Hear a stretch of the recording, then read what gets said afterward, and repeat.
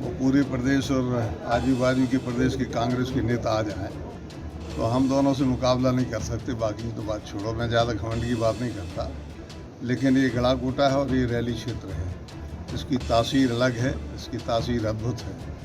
कुछ बात है कि हस्ती मिटती नहीं हमारी, सदियों रहा है दुश्मन दौरे जहां हमारा। ये विपक्ष समझ नहीं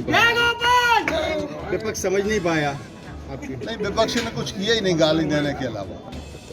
कांग्रेस की जीत कितनी सीटों पर सुनिश्चित? देखिए, जिस तरीके से हम लोगों ने चुनाव लड़ा है और जनता के सामने हम अपने मुद्दों को लेकर गए हैं, जनता की जैसी सहानुभूति हमें मिली है, उस हिसाब से तो हमें लगता है कि हमारी नगर पालिका बनेगी और हम कम से कम 20 पार्षद जीत के आएंगे।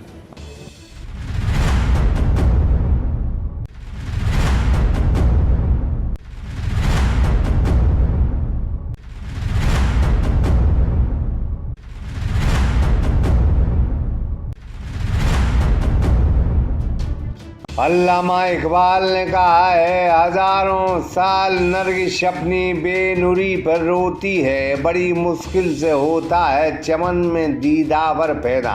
लोग तमाम बातें करें, तमाम व्यंग करें, गालियां दें, जातिवाद को आगे आकर ललकारें, तकरार करें, लेकिन लगता है कि शायद 40 सालों से मध्य प्रदेश के सागर की गड़ाकोटा की धरती पर भार्गव के साथ सांस से सांस मिलाकर, उनसे कदम मिलाकर यहाँ की जनता चल रही है। पहली बार कांग्रेस ने कहा है कि चुनाव शांति पूर्वक और शांति प्रिय हुए। गड़ाकोटा नगर पालिका में पहली बार कांग्रेस ने अपना जोर दिखाया।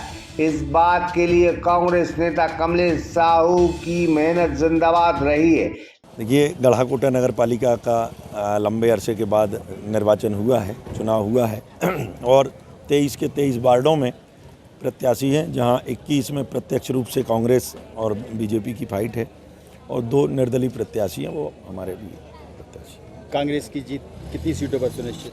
देखिए, जिस तरीके से हम लोगों ने चुनाव लड़ा है और जनता के सामने हम अपने मुद्दों को लेकर गए हैं, जनता की जैसी सहानुभूति हमें मिली है, उस हिसाब से तो हमें लगता है कि हमारी नगर पालिका बनेगी और हम कम से कम 20 पार्षद जीत के आएंगे।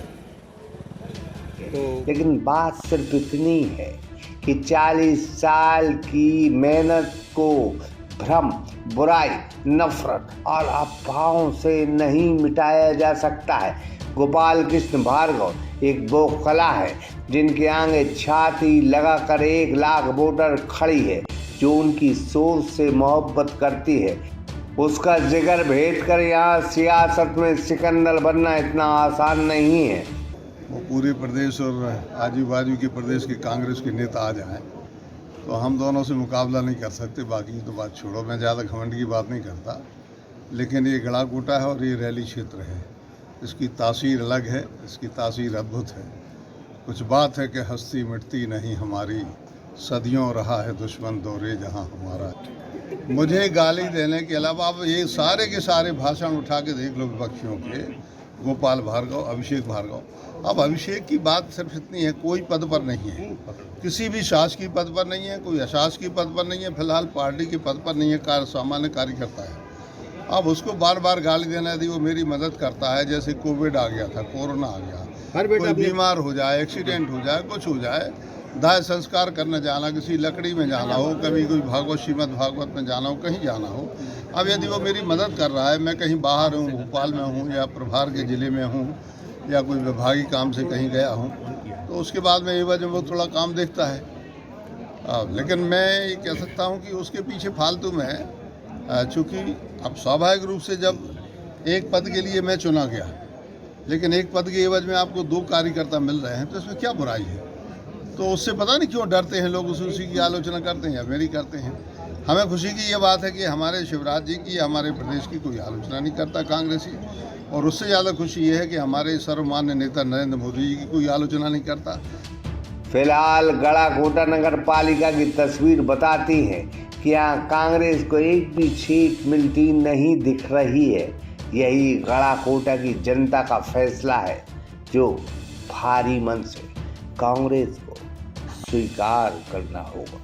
लेकिन एक बात जरूर है कि गोपाल भार्गव वो नेता है जो सड़कों पर नहीं, नदियों में नहीं, नालों में नहीं, कुटीरों में नहीं, राशन पलचियों में नहीं, बल्कि खड़ा खोटा और रहली की जनता की दिलों में बास करता है।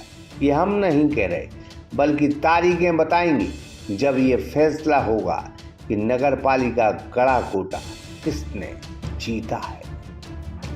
लक्ष्मी पांडे ढाना के साथ राहुल सिंह हेलगन, सागर एक्सप्रेस न्यूज, खड़ा खोटा।